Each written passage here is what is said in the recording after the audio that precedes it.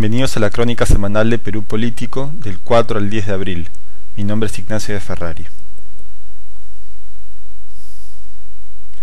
El affair Pandolfi fue de lejos el principal suceso de la semana. La discusión pública giró en torno de la decisión del gobierno de nombrar a Alberto Pandolfi, ex premier del Fujimorismo, como director del programa de reducción de vulnerabilidades frente al evento recurrente del fenómeno del Niño. La resolución con la rúbrica del presidente García y del premier del Castillo salió publicada en el diario oficial El Peruano el 1 de abril.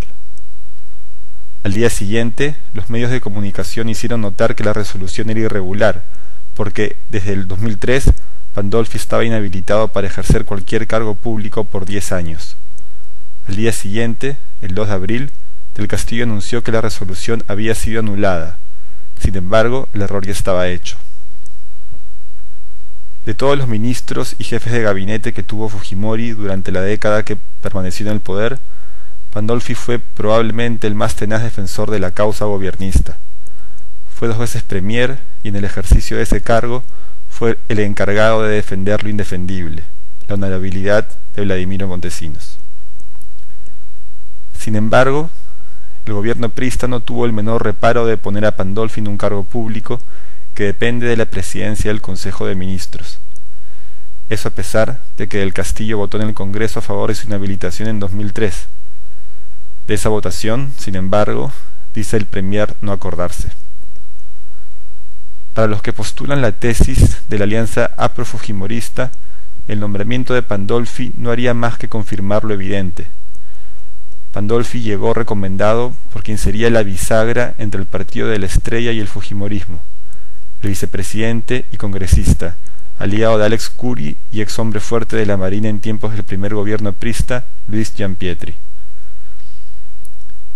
Hacía mucho que no se veía un vicepresidente que manejara una agenda propia, sobre todo si se tiene en cuenta que, a diferencia de otros vicepresidentes en el pasado, Gianpietri no está a cargo de ningún ministerio. Su cuota de poder parece estar ligada a viejas historias que nadie en Alfonso Ugarte parece querer recordar. La matanza del Frontón de 1986. Lo cierto es que, a diferencia de otros ministros y gente de su entorno, a Gianpietri nunca le caen esos azotes que el presidente García suele dar con tanta generosidad. El affair Pandolfi ha sido una muestra de ello. Por otro lado, y en tienda prista, parecía que la patinada de Del Castillo era la oportunidad ideal para que los pesos pesados hicieran sentir su poder. Agazapados en la Secretaría General y en el Congreso, les había llegado la hora de salir de casa. Para Mulder se trataba de un grave error político y se hacía necesario deslindar con el Fujimorismo. Cabanillas hablaba de infracción constitucional.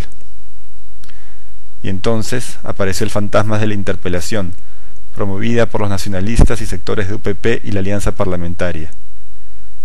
Del Castillo mostró rápidos reflejos y aseguró que acudiría al Pleno por iniciativa propia. Luego se dejó aplaudir por los empresarios en una reunión de la CONFIEP, recibió el apoyo de García y, de paso, se la dedicó a sus rivales intrapartidarios. Cabanillas y Mulder tuvieron que retroceder a sus trincheras.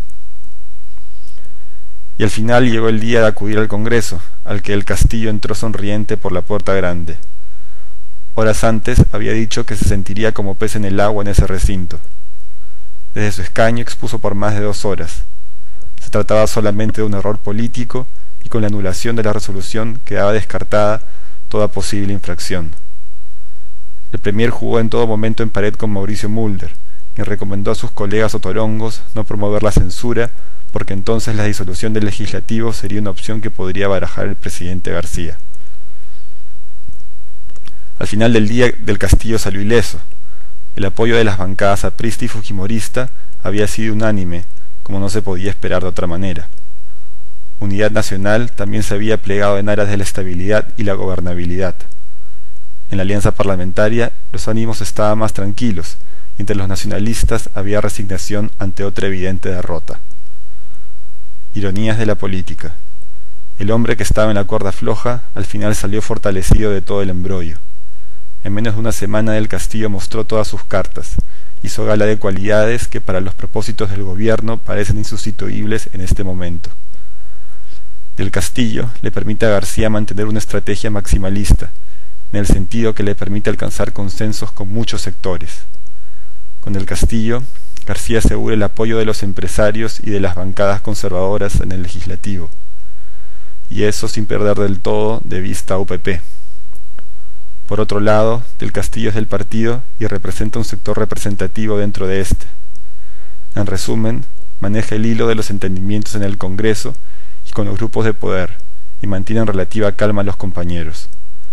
Si cuando se desaten los conflictos sociales, que seguro se desatarán en algún momento, Del Castillo logra hacer una buena faena, podría heredar la candidatura del 2011. Veámoslo de esta manera. Le hubieran perdonado la vida Unidad Nacional y los fujimoristas a Mulder, por ejemplo, quien se vanagloria de su condición de izquierdista y que se destaca por sus excesos verbales. Difícilmente. Y esto último me lleva al final de mi análisis. La oposición legislativa sigue sin asomarse, lo que en realidad es un problema que puede afectar la gobernabilidad en el futuro. La democracia requiere de alternativas. Si la oposición no logra articular las demandas de los sectores que no están siendo bien atendidos, se corre el riesgo de que luego esos sectores se radicalicen en vez de expresarse por los canales de la democracia representativa. En el problemático sur se empiezan a ver los primeros signos de descontento. El Partido Nacionalista, especialmente, se debe a esos millones de votos obtenidos en las elecciones generales pasadas en esa zona del país. La falta de oposición conlleva otro riesgo más, y este es que surja una oposición de facto dentro del partido de gobierno.